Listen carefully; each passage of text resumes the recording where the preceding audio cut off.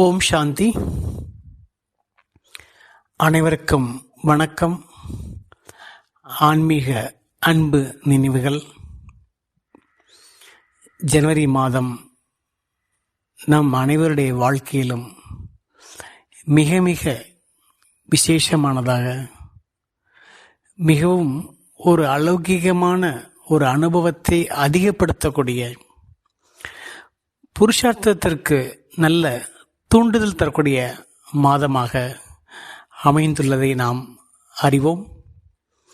அதற்கெல்லாம் முக்கியமான காரணம் நம்முடைய யக்ஞபிதா பிரம்மா பாபாவின் நினைவு நாள் மாதம் இந்த ஜனவரி மாதம். இந்த மாதத்திற்கு பல வகையில் சிறப்பு அம்சங்கள் அடங்கியுள்ளது. பாப்தாதா கூறுகின்றார், இந்த மாதம் அவ்வியக்த மாதம், வரதானி மாதம், சக்திசாலி மாதம் என்று பல வகையில் சிறப்பு கொடுத்திருக்கின்றார்.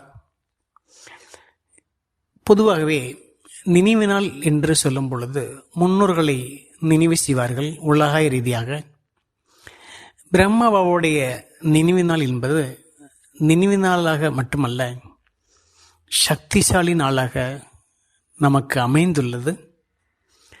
நமக்கெல்லாம் தெரியும், அவ்வியக்த பாப்தாதா ஒரு முரளியில் அழகாக சொல்கிறார்கள்.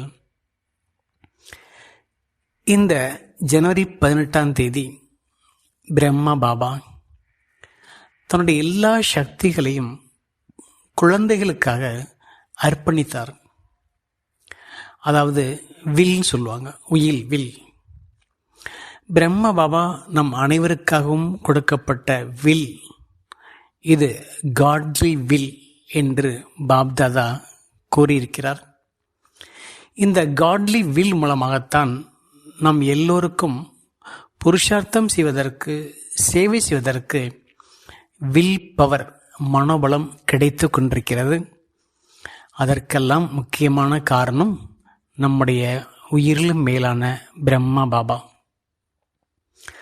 அதே நேரத்தில் பாப்தாதா பல முரளியில் நமக்கு தூண்டுதல் தருகின்றார். நீங்கள் சகஜமான புருஷார்த்தம் செய்ய வேண்டும். அந்த சகஜமான புருஷார்த்தம் கூட ஒரு தீவிரமாக இருக்க வேண்டும் என்றால் ஃபாலோ ஃபாதர், பிரம்மா பாபாவை பின்பற்றி செல்லுங்கள். நம்முடைய முயற்சி கடினமானதாக இருக்கலாம். சில முயற்சி நமக்கு புரியாததாக இருக்கலாம். சில முயற்சி செய்யும் பொழுது நம்மால் முடியுமா என்ற கேள்வியில் கூட வரலாம்.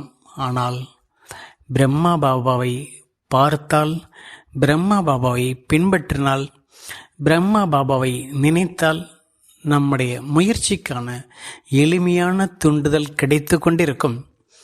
அப்படி வாழ்ந்து காட்டிய மகானுக்கெல்லாம் மகான், நம் அனைவருக்கும் அன்பான தந்தை பிரம்மா பாபா.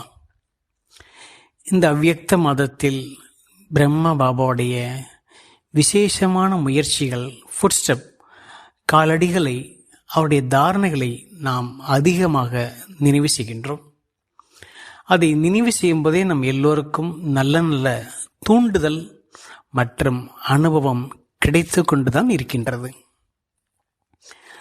அவ்வாறு நாம் பிரம்மா பாபாவுடைய எத்தனையோ சிறப்பு தன்மைகளை அன்றாடம் நாம் நினைக்கின்றோம், படிக்கின்றோம், கேட்கின்றோம். இன்று நாம் பிரம்மா பாபாவுடைய விசேஷமான ஒரு காலடியாக, தாரணையாக, நடைமுறையாக பார்க்கும் பொழுது சிம்பிளிசிட்டி மற்றும் ராயல்டி, இது பாபாவுடைய ஒரு விசேஷமான ஒரு தன்மை. சிம்பிளிசிட்டி ஒரு எளிமை, ராயல்டி ஒரு மேலான உயர்வான ஆளுமைத்தன்மை என்றுடன் சொல்லலாம். பிரம்மா பாபாவுடைய ஒரு மிகப்பெரிய ஒரு ஸ்பெஷாலிட்டி என்ன அப்படின்னு பார்த்தா, Baba balancing nature, balancing life style. அதாவது எல்லாத்துலேயும் ஒரு சமநிலையை பாபா கொண்டு வந்தார். அதனால தான் என்னமோ பாபா அவ்வளவு ஒரு பொறுப்புகளுக்கு மத்தியில், கடமைகளுக்கு மத்தியில் அனைவரையும் கண்காணிக்கக்கூடிய ஒரு ஸ்தானத்தில் இருந்து கொண்டு அவருடைய முன்னேற்றம் வேகமாக இருந்தது. காரணம் பேலன்சிங் டெக்னாலஜி. இங்கே நம்ம பார்க்குற அந்த சிம்பிளிசிட்டி ராயல்ட்டின்னு பார்க்கும்போது கூட இந்த ரெண்டுலேயும் பாபா ஒரு சமநிலையை கடைபிடித்தார். ராயல்ட்டி சிம்பிளிசிட்டி சொல்லும் பொழுது இது ரொம்ப ஒரு பெரிய தாரணை. பாபா எந்த அளவுக்கு சிம்பிளாக இருந்தார் அதே அளவுக்கு ராயலாக இருந்தார். உலகத்தோட சொல்லுவாங்க சிம்பிள் லிவிங் ஹை திங்கிங். அதாவது வாழ்க்கை முறை சாதாரணமாக இருந்தாலும் சிந்தனை திறன் ரொம்ப உயர்வானது. சாதா ஜீவன் உச்ச விச்சார். பாபாவுடைய நடைமுறை மிக மிக சாதாரணமாக இருந்தது. நமக்கெல்லாம் தெரியும் பிரம்ம பாபா அதாவது தாதா லேக்கராஜாக இருக்கும் பொழுது லௌகிக காலத்தில் மிகப்பெரிய செல்வந்தர், பெரிய வியாபாரி, பெரிய பெரிய ராயல் குடும்பத்தோடு அரச குடும்பத்தோடு பாபாவுக்கு சம்பந்தம் இருந்தது. அந்த ராயல் குடும்பத்தில் போகும் பொழுது பாபா தன்னுடைய நடைமுறையிலையும் ரொம்ப வெளிப்படையாகவே அவ்வளோ ராயலாக தான் இருப்பார். ஆனால் என்றைக்கு சிவபாபா கிடைத்தாரோ அன்று தன்னுடைய நடைமுறை வாழ்க்கையை பாபா ரொம்ப எளிமைப்படுத்தி விட்டார். அவர் பயன்படுத்தக்கூடிய பொருட்கள், அவருடைய உடை, அவர் தங்கும் இடம் எல்லாமே மிக மிக எளிமையாகத்தான் இருந்தது. அவர் தன்னுடைய எண்ணங்களில் கூட மிகவும் ராயலாக இருப்பார், மிகவும் சிம்பிளாக இருப்பார். ரொம்ப உயர்ந்த சிந்தனைகளோடு இருக்கும். ஆனால் அதே நேரத்தில் சிம்பிளான சிந்தனை என்றால் அளவான சிந்தனை. அதனால தான் பாபா எந்த விதமான ஒரு பிரச்சனைகளுக்கும் நெருக்கடிகளுக்கும் பாதிப்படையாமல் இருந்தார். நெருக்கடிகள் பிரச்சனை ஏற்பட்டது, ஆனால் பாபா எதுலேயும் பாதிப்படையவே இல்லை. தாதி ஜானகி ரொம்ப அழகாக சொல்லுவாங்க, இந்த உலகத்தில் சிம்பிளாக வாழ்ந்தால் எந்த பிரச்சனையும் கிடையாதும்பாங்க. ஆனால் அவங்களே சொல்லுவாங்க, இந்த உலகத்தில் நிறைய பேருக்கு சிம்பிளாக வாழ்கிறதே பிரச்சனையாக இருக்குன்னு சொல்லுவாங்க. பாபாவுடைய வாழ்க்கை முறை சிம்பிள் அண்ட் ராயல். பாபா அளவான சிந்தனையோடு, அர்த்தம் நிறைந்த சிந்தனையோடு, அவசியமான சக்திசாலியான சிந்தனையோடு நிலைத்து இருந்தார். பாபாவுடைய சிந்தனை குறைவாக இருந்தது, ஆனால் அந்த சிந்தனையில் சக்தி நிறைந்திருந்தது. ஆக பிரம்ம பாபா சிவபாபா கிடைத்தது முதல் தன்னுடைய வாழ்க்கையை அவ்வளவு எளிமையாக ஆக்கினார். அந்த சிம்பிளிசிட்டிக்கு முக்கியமான காரணம் என்னவென்றால் பாபாவுடைய மனதில் எல்லையற்ற வைராக்கியம் இருந்தது. எல்லையற்ற வைராக்கியம். அதே நேரத்தில் வைராக்கியம் என்று சொல்லும் பொழுது அது விரக்தியோ அல்லது ஏதோ இந்த உலக வாழ்க்கை எதுவும் பிடிக்காம போச்சோ அந்த மாதிரி கிடையாது. பாபாவுடைய அந்த வைராக்கியத்தில் ஒரு அர்த்தம், நோக்கம் இருந்தது.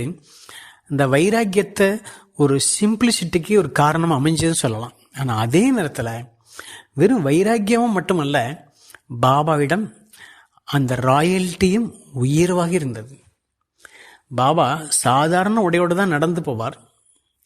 ஆனால் பாபா நடந்து சென்றால் ஒரு ராஜா, ஒரு மகாராஜா, ஒரு பேரரசு நடந்து வர மாதிரி அந்த தன்மை இருக்கும். அந்த மாதிரி பாபாவுடைய பர்சனாலிட்டியில் ராயல்ட்டி என்பது இருந்தது. அதே நேரம் பாபா தங்கின ரூம் பார்த்தீங்கன்னா இப்போ கூட ஓரளவு நல்லா அழகாக வச்சுருக்காங்க. அப்போ ரொம்ப சிம்பிளாக இருக்கும். பாபா தங்கியிருக்கிற ரூமில் ஆச்சரியம் பார்த்தா அட்டாச்சு பாத்ரூம் கிடையாது. பாத்ரூமுக்கு பாபா வெளியில் வந்து தான் பயன்படுத்துவார். வெளியில் போய் தான் அந்த பாத்ரூமில் ஸ்நானம் செய்வார். அவ்வளோ எளிமை. நல்ல நல்ல அழகான ரூம்லாம் தயார் பண்ணுவார் மதுவனில். அங்கே போய் 2 நாள் தங்குவாராம் பாபா. 3ஆம் நாள் அவர் ரூமுக்கு வந்துடுவார். என்னன்னு கேட்டால் அந்த ரூமில் எல்லாம் நல்லா இருக்கா, எல்லா வசதியும் சௌரியமாக இருக்கா, தண்ணி சப்ளை எல்லாம் நல்லா இருக்கா அப்படின்னு பார்ப்பாராம். ஏன்னா அடுத்தடுத்து குழந்தைகள் வருவாங்க, அவங்க வரும்போது சௌரியமாக இருக்கணுங்கிறதுக்காக அதை செக் பண்ணுறதுக்காக பாபா அங்கே 2 நாள் தங்குவார். அந்த அளவுக்கு எல்லாமே குழந்தைகளுக்காக என்று அர்ப்பணித்து தன்னுடைய வாழ்க்கையை சிம்பிளாக்கினார். அதே நேரம் பாபாவுடைய வாழ்க்கையில் பார்க்கும் பொழுது நஷா, குஷி, அது ஒரு பெரிய ராயல்ட்டி பாபா கிட்ட. எப்பவுமே நஷாலே இருப்பார், குஷியிலே இருப்பார். அந்த அளவுக்கு நஷா யாருக்குமே இல்லைன்னோட பாபா அடிக்கடி சொல்லுவார் முரளியில். இருக்கு, ஆனால் அந்த அளவுக்கு இருக்கான்னு சொல்ல முடியல. பாபா கிட்ட அந்த அளவுக்கு நஷா இருந்தது. ஒரு முறை ஜானகி தாதி பாபாவோட இரும் பக்கத்தில் நடந்து போகும்பொழுது பார்க்குறாங்க, பிரம்மா பாபா தவழ்ந்து கொண்டிருந்தார். தாதி பக்கத்தில் பண்ணாங்க. பாபா சொன்னாங்க சைலன்ஸ்னு சைகளை காமிச்சாங்க. என்ன பாபான்னு கேட்டாங்க. கொஞ்ச நேரம் கழிச்சு பிரம்மா பாபா சொன்னார், நான் தான் ஸ்ரீ கிருஷ்ணர். அந்த ஸ்ரீ கிருஷ்ணனுடைய சொருவம் சன்ஸ்காரம் அப்படியே எனக்குள்ள இம்மர்ஜ் ஆயிடுச்சு. அப்படியே நான் தவள ஆரம்பிச்சிட்டேங்கிறார். அதாவது அந்த நஷா, அந்த குஷி என்கிறது அப்படியே பாபாவுடைய உணர்வில் கலந்து விட்டது. தன்னை குழந்தையாகவே அனுபவம் செய்து அதே போல குழந்தை போல தவழ்றார். அந்த அளவுக்கு பாபா அந்த நஷால ராயல்ட்டி என்பது இருந்தது. அந்த ராஜ்ய குலத்தினுடைய சன்ஸ்காரம் என்பது வெளிப்பட்டது. அப்போ அந்த அளவுக்கு பாபாவுடைய சிந்தனை உயர்வாக இருந்தது. அதே நேரத்தில் மற்ற சிந்தனையிலிருந்து பாபா தன்னை சிம்பிளிஃபை பண்ணிட்டார். இது பாபாவுடைய மிகப்பெரிய ஒரு பேலன்சிங் பர்சனாலிட்டி. அதே நேரத்தில் நமக்கு தெரியும், பிரம்மா பாபா யஜ்யத்தினுடைய ஒரு காலகட்டத்தில் பெக்கரி பாட் ஒரு நெருக்கடியான காலகட்டம். அன்னன்னைக்கு ஏதாவது பொருள் வந்தால் தான் 350 பேர் 400 பேர் சாப்பிட முடியும். அப்படிப்பட்ட நெருக்கடி பெக்கரி பாட். அந்த பெக்கரி பாட்டு கூட ஏன் வந்தது அப்படின்னு சிலர் கேள்வி வரலாம். ஏன்னா இது சிவபாபாவால் படைக்கப்பட்ட யஜ்யம். பிரம்மா பாபா எல்லாத்தையும் அர்ப்பணிச்சார். பகவானை நம்பி எல்லாரும் வந்தாங்க. அப்புறம் ஏன் இந்த நெருக்கடி வந்தது? அந்த பெக்கரி பாட் என்பது நமக்கு என்ன அறிவுறுத்துது அப்படின்னா, பிரம்மா பாபா மிகப்பெரிய மகான், சக்திசாலி என்பது எல்லாருக்கும் தெரியும். ஆனால் பாபா கிட்ட எந்த அளவுக்கு வில் பவர் இருந்தது என்பதை எடுத்து காட்டுறதுக்காக தான் அந்த பெக்கரி பாட் டிராமாவில் அமைஞ்சது. அந்த பெக்கரி பாட் அந்த நெருக்கடியான காலகட்டத்தில் கூட பாபாவுடைய மனசில் கொஞ்சம் கூட தடுமாற்றம், கேள்வி என்பதே வரல. அதுதான் ராயல்ட்டி. இந்த இடத்துல ராயல்ட்டின்னு சொல்லும் பொழுது எது ராயல்ட்டி பாபா கிட்ட அப்படின்னா 2 விஷயம். பியூரிட்டிங்கிறது ஒரு ராயல்ட்டி, இரண்டாவது ரியாலிட்டிங்கிறது ஒரு ராயல்ட்டி. தூய்மையின் சக்தி, அடுத்து சத்தியத்தின் சக்தி. இந்த 2லையும் பாபா நிலைத்திருந்தார். அதன் காரணமாக பாபா கிட்ட அவ்வளவு ஒரு அத்தாரிட்டி, பவர் நிறைந்திருந்தது. பாபா இண்டிபெண்டாக இருந்தார். எதையும் சார்ந்திருக்கவில்லை, யாரையும் சார்ந்திருக்கவில்லை. அவருடைய ஒரே ஒரு சார்பு, ஆதாரம், அடைக்கலம் சர்வசக்திவான் சிவ பாபா. அந்த நெருக்கடியான காலகட்டத்தில் பாபா தன்னுடைய நம்பிக்கையின் அடிப்படையில் எல்லாத்திலையும் வெற்றி அடைந்தார். தாதி சொல்லுவாங்க, அந்த பெக்கரி பாற்று முடிந்தவுடன் யஜ்யத்தினுடைய வளர்ச்சி படிப்படியாக அபாரமாக வளர்ச்சி அடைந்தது. அது ஒரு பரீட்சை தான். நம்ம எல்லாரும் பாபாவை எந்த மாதிரி பின்பற்ற வேண்டும் என்பதை தூண்டுதல் தருவதற்கு ஒரு பாடத்தை டிராமா கொடுத்தது என்றே சொல்லலாம். அந்த மாதிரி ஒரு பாட் பாபாவுடைய வாழ்க்கையில். அதே நேரத்தில் பாபாவுடைய அந்த ராயல் தன்மை, பாபா பேசக்கூடிய வார்த்தை ஒவ்வொரு குழந்தைகளையும், அந்த குழந்தைகள் சாதாரணமாக இருக்கலாம், அந்த சாதாரணமான குழந்தைகளை பார்த்தா கூட பாபாவுடைய மனதில் ரொம்ப உயர்வான வார்த்தை, அந்த உயர்ந்த பார்வை, உயர்ந்த மனநிலை என்பது தென்பட்டது. அதைத்தான் ராயல்ட்டி என்று சொல்கின்றோம். அதே நேரத்தில் பிரம்மா பாபா எல்லா காலகட்டத்திலும் ரொம்ப ரொம்ப தன்னுடைய நம்பிக்கை அசையாத அளவுக்கு ரொம்ப உறுதியாக இருந்தார். நம்பிக்கையை அசைக்கவே முடியாது அந்த அளவுக்கு. அப்போ அவருடைய மனநிலை அவ்வளோ ராயலாக உயர்வாக இருந்ததுக்கு காரணம் ட்ராமா. இந்த ட்ராமாங்கிற விஷயத்தில் பாபா ரொம்ப ரொம்ப உறுதியாக இருந்தார். இந்த அடிப்படையில் பாபாவுக்கு எந்த விஷயமும் ஒரு பெரிய விஷயமாக தெரியவே இல்லை. ஆக இந்த பிரம்மா பாபாவுடைய இந்த சிம்பிளிசிட்டி, இந்த ராயல்ட்டி, இந்த இரண்டும் சேர்ந்து தான் நம்முடைய வாழ்க்கைக்கு சிறந்த தூண்டுதலாக அமைகிறது. அதே நேரத்தில் பாபாவுடைய முரளியில் என்ன சொல்றார்? பெக்கர் டு பிரின்ஸ் சொல்றார். Beggar to prince, poor to பிரின்ஸ்னு சொல்ல மாட்டார். ஏழையிலிருந்து இளவரசன் கிடையாது, அல்ல ரிச்னஸ் டு பிரின்ஸ் கிடையாது, செல்வந்தரிலிருந்து பிரின்ஸ் இளவரசன் கிடையாது. பெக்கர், பெக்கர்னா தெரியும் நமக்கு, பெக்கர் டு பிரின்ஸ், பெக்கர்லேருந்து இளவரசன். இந்த பெக்கருக்கு பாபா இன்னொரு வார்த்தை சொல்றார், பேகர், வீடு இல்லாதவர்கள். வீடுனா சரீரம். பிரம்மா பாபா என்ன சொல்வார்? இந்த சரீரம் கூட என்னுடையது கிடையாதுன்னு சொல்வார். ஸ்ரீபாபாட்டு கொடுத்துட்டேன், இந்த வீடு எனக்கு சொந்தம் கிடையாது. அந்த அளவுக்கு பாபா ரொம்ப எளிமையிலும் எளிமையாக பெக்கர் ரூபத்தில் இருக்கார். ஆனால் அவருடைய வைராக்கியம் பெக்கர் ரூபத்தில் இருந்தாலும் அவருடைய பிராப்தியினுடைய மனநிலை, பிராப்திக்கான மனநிலை பிரின்ஸ் லெவலில் இருந்தது. அந்த பாபாவுடைய யஜ்யத்தில் எந்த பொருளும் பாபா பேரில் கிடையாது. பிரம்மா பாபா பேரில் எதுவுமே கிடையாது. எல்லாமே குழந்தைகள் பேரில், தாய்மார்கள் பேரில், சில சகோதரர்கள் பேரில் தான் இருந்தது. அந்த பாண்டபவன் இடம் கூட தாதா விஸ்வகிஷோர் பேரில் தான் ரிஜிஸ்டர் ஆச்சு. பாபா அங்கே கூட தன் பெயரை கொண்டு வரல. எதுலேயுமே பாபாவுடைய பெயர் கிடையாது. இப்போ யோசிச்சு பாருங்க, எல்லாவற்றையும் கொடுத்து எல்லாவற்றையும் அர்ப்பணித்த பாபா தன் பெயரில் எதையுமே வைத்து கொள்ளவில்லை. எல்லாமே குழந்தைகளுக்காக என்று அர்ப்பணித்து தன்னை ஒபீடியன்ட் சர்வெண்டாக நினைத்தார். அந்த அடிப்படையில் பாபா முயற்சியில் நாளுக்கெல்லாம் முன்னேறி சென்று எல்லோருக்கும் தூண்டுதல் கொடுத்து கொண்டே இருந்தார். பாபா முரளி கிளாஸ் நடத்துறதுக்கு வருவார், ஹிஸ்ட்ரிகளுக்கு நுழைவார். அப்போ பாபாவுடைய கதிக்கு பக்கத்தில் லக்ஷ்மி நாராயண் சித்திரம் இருக்கும். அந்த லக்ஷ்மி நாராயண் சித்திரத்தை பார்த்தாலே பாபாவுக்கு மெய் சிலிர்க்குமா. நான் தான் இவ்வாறு ஆகின்றேன், நான் தான் இவ்வாறு இருந்தேன், மீண்டும் நான் தான் அவ்வாறு ஆவேன் என்ற அந்த நஷா பாபாவுடைய நடைமுறை வாழ்க்கையில ராயல்ட்டியை அதிகப்படுத்தியது.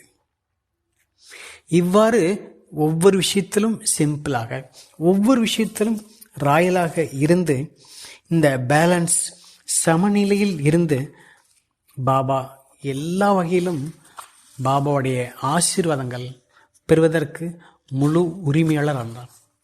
அதனால தான் பாபா சொல்றார், பேலன்ஸாக இருந்தால் உங்கள் லைஃப் பிளிஸ்ஃபுல்லாக இருக்கும், ஆனந்தமாக இருக்கும், கவலை இல்லாமல் இருக்கும்.